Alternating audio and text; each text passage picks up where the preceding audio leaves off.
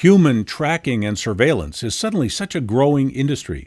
Where you are, what you do, who you do it with are now the data points on which our new system of control is being built and from which revenues are being generated from you.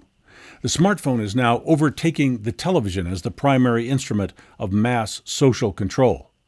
Your smartphone not only sends you messages, it sends messages about you to people who want to mess with you.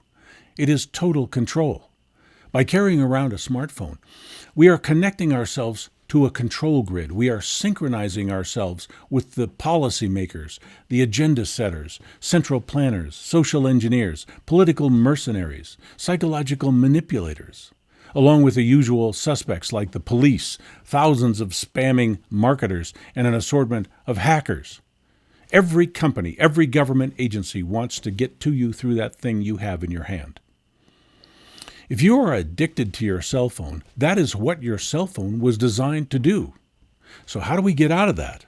There are a few things we can do short of simply not using trackable devices. If you can't discard the phone and shut off the service, you can share your phone with others. Let them use your phone while you use theirs.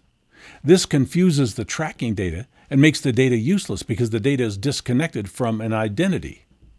You can leave the phone at home when you go out. This breaks the data continuity. When you drive around, you can leave your phone in the car so it's not tracking you around other people. Why would we want to carry a device that tells some spies somewhere when we're near a criminal or a person who tested positive for a disease? Anyway, it's not healthy to carry a radio transmitter. I have a family member who got cancer on the exact part of her body where she always carried the cell phone.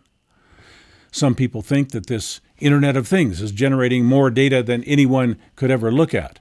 That is not true. It's all automated now. Artificial intelligence can read, think, and act. AI is reading your messages, listening to your conversations, logging and analyzing your transactions, tracking your location, deciding how to grab your attention, deciding if you need to be dealt with or if money can be made from you. It can get to you in thousands of ways without a human being ever getting involved. But that AI makes mistakes. That data can get mixed up, and maybe you will wind up on the wrong list. If you are arrested, you will never get to confront the AI for falsely accusing you. You will pay your fine, spend your time in jail. There will be no one who can help you. Now, how about all those great apps you have? Did you ever notice that the company that makes your phone or provides your cell service does not write or sell the apps? They let other people do that. Why? First, they can collect data from any app on your phone. They don't have to write the app or sell it to collect the data it generates. Second, they want you to have as many apps as possible. They want apps to be free, easy, and fun for you. The apps are where you get addicted, literally, psychologically dependent on the device. They are free because they open the door to your life to people who want to watch you and exploit you. That data is not just showing where you are and what you're doing. Your chatting and messages has conveyed deep psychological profiles on your intelligence, what triggers your different emotions, what makes you willing to spend your money. With that kind of data, they know how they can play you, and they play you every time you look at your phone. As a mechanism of social control, there has never been anything close to a smartphone. The longer that cell phones exist, they become more essential to us to function financially, socially, psychologically. The phone is embedding itself in our brains and our lives like a parasite that digs deeper and deeper, probing into its target until the target is fully controlled by the parasite.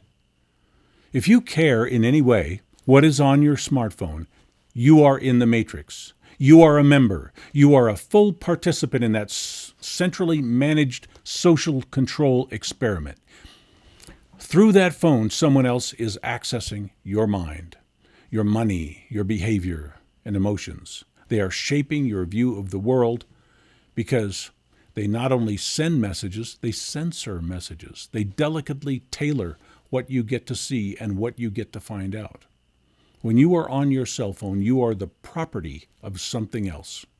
And your phone is the leash the chain, the jail cell, the loudspeaker from which you are given orders and directed to serve the master. It is where you are strip searched, given the Kool-Aid, and told how you are expected to behave. It is the link between you and what wants to control you.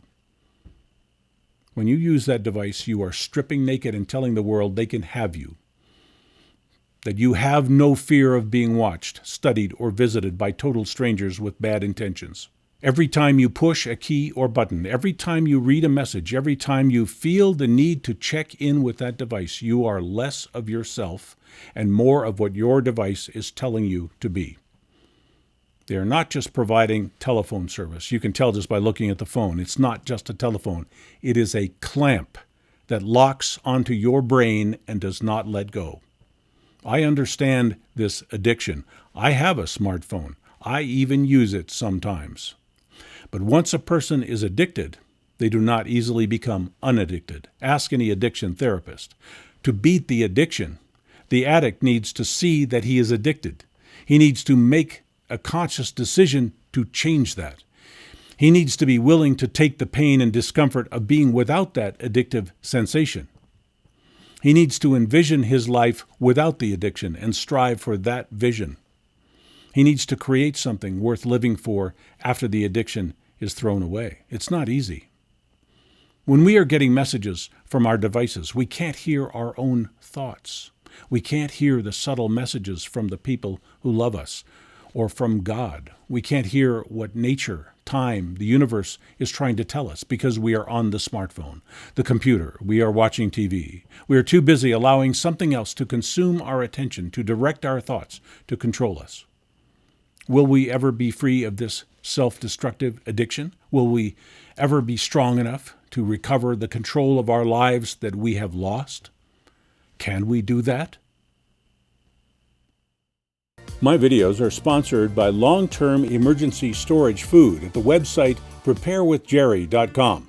Wholesome, appetizing food prepared and packaged for a 25-year storage lifespan, protecting you better than an insurance policy because you can't eat an insurance policy, better than your police department because your police simply can't help everybody when things get really bad. The idea is that no matter what happens, no matter how sudden, you will have food in the house. A month's worth of food, 2 months or more, whatever works for the size of your family and your desire to be prepared. When store shelves are empty or when it's not safe to go out, you don't have to worry. You and your family will be fed. Never before have we seen so many disruptions at once, like the lockdowns, pandemics, social unrest, foolish edicts by public officials, millions of people out of work, businesses failing, supply chain disruptions. And with things like this going on, we all have to decide how to react and how to prepare. The answer is not to live in fear, it's just to be prepared and then go on with your life. Go to the website preparewithjerry.com, find the solution that fits your needs, and then go on with your life.